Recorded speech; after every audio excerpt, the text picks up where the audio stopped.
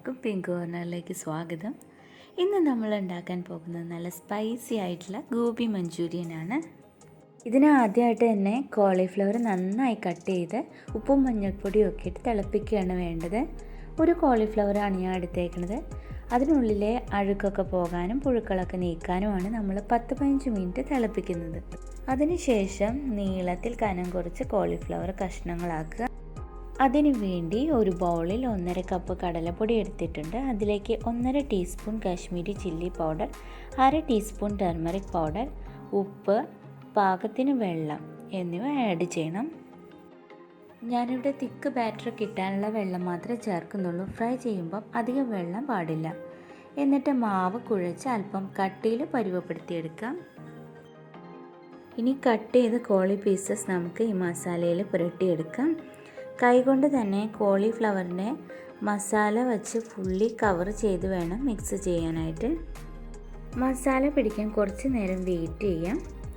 ഇനി ഒരു പാനിൽ ഓയിൽ ചൂടാക്കി മസാല പുരട്ടി വെച്ച് കോളിഫ്ലവർ വറുത്തെടുക്കാം. നല്ല റെഡിഷ് കളറ് വന്നിട്ട് വേണം വറുത്ത് കോരിയെടുക്കാൻ. എങ്കിൽ മാത്രമേ കഴിക്കുമ്പോൾ നല്ല ക്രിസ്പിനെസ് കിട്ടുള്ളൂ. ഇതിൽ ഗോബി 65 ആണ് നമ്മൾ ആദ്യം ഉണ്ടാക്കുന്നത്. എന്നിട്ട് അതിലേക്ക് നമ്മളൊരു ഗ്രേവി ഉണ്ടാക്കും. അത് ഫ്രൈ ചെയ്ത കോളിഫ്ലവറായിട്ട് മിക്സ് ചെയ്യുമ്പോഴാണ് ഗോബി മഞ്ചൂരിയൻ ആവുന്നത്. ഇത് ചപ്പാത്തിക്ക്, ഫ്രൈഡ് റൈസ്, അതുപോലെ ന്യൂഡിൽസിനൊക്കെ ഏറ്റവും ആപ്റ്റായിട്ടുള്ള ഒരു കറിയാണ്. ഇങ്ങനെ ഫ്രൈ ചെയ്ത കോളിഫ്ലവർ ഒരു ബൗളിലേക്ക് മാറ്റി വയ്ക്കാം. ഈ ഫ്രൈ സെപ്പറേറ്റ് വേണമെങ്കിൽ ചായയുടെ കൂടെയൊക്കെ കടിയായിട്ട് കഴിച്ചാൽ നല്ല ടേസ്റ്റ് ആയിരിക്കും. ഈവനിങ് സ്നാക്സിന് വേണ്ടിയാണെങ്കിൽ ഇതുവരെ ചെയ്താൽ മതിയാവും. ഡ്രൈ ക്രിസ്പി ആയിട്ടുള്ള ഗോബി 65 റെഡി ആയിട്ടുണ്ട്. ഇനി നമുക്ക് ഗോബി മഞ്ചൂരിയനിലേക്കുള്ള ഗ്രേവി തയ്യാറാക്കാം. അതിനായി 2 തക്കാളി, ഇഞ്ചി വെളുത്തുള്ളി പേസ്റ്റ്, 2 സവോള, 4 നീളത്തിൽ കട്ട് ചെയ്തിട്ടുള്ള പച്ചമുളക്, പുതിനയില, ഇത്രയാണ് വേണ്ടത്.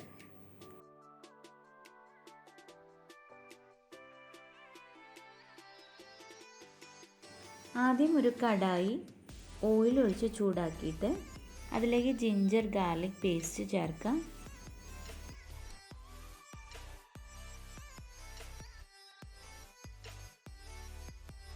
നന്നായി മിക്സ് ചെയ്തതിന് ശേഷം കട്ട് ചെയ്ത് വെച്ച ഒണിയൻ ചേർക്കാം. ചെറുതായിട്ടൊന്ന് വഴറ്റി കൊടുക്കാം. ഇനി ഇതിലേക്ക് കട്ട് ചെയ്ത് വെച്ച തക്കാളി ചേർക്കാം.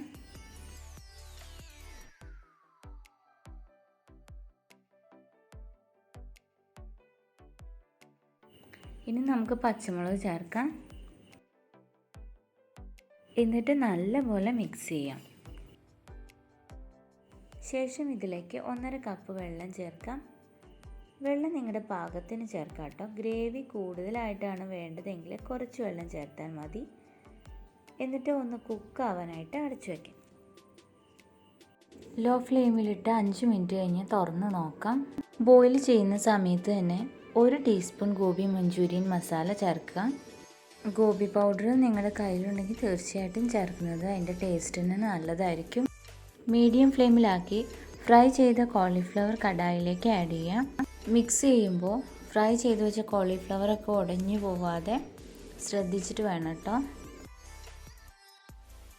ഇനി 1 ടീസ്പൂൺ കോൺഫ്ലോർ പൗഡർ 1 കപ്പ് വെള്ളത്തിലേക്ക് ഇട്ട് മിക്സ് ചെയ്ത് വെച്ചിട്ടുണ്ട്. ആ കോൺഫ്ലോർ മിക്സ്ചർ ആഡ് ചെയ്ത് നന്നായിട്ട് ഇളക്കി കൊടുക്കാം.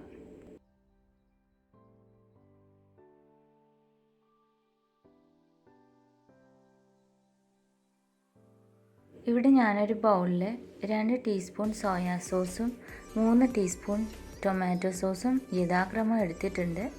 അവ ചേർക്കാം.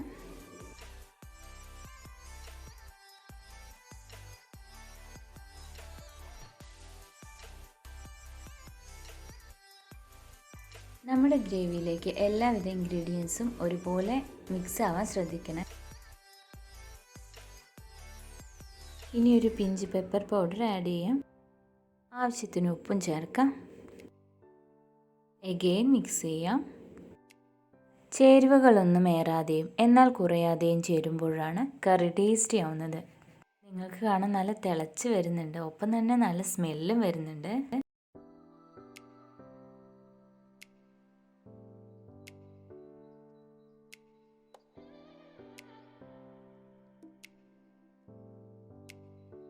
നമ്മുടെ ടേസ്റ്റി ഗോബി മഞ്ചൂരിയൻ ഇവിടെ റെഡി ആയിരിക്കുകയാണ്.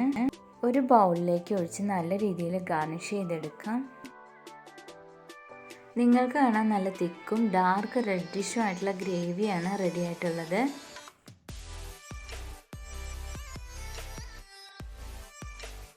പുതിന ലീവ്സും അതുപോലെ തന്നെ റെഡ് ചില്ലി പീസസും ഒക്കെ വെച്ചിട്ടാണ് ഞാനിവിടെ ഫിനിഷ് ചെയ്തിട്ടുള്ളത്. സ്പ്രിംഗ് ഓണിയൻ ഉണ്ടെങ്കിൽ അതും നമുക്ക് ഗാർണിഷിങ്ങിന് യൂസ് ചെയ്യാം.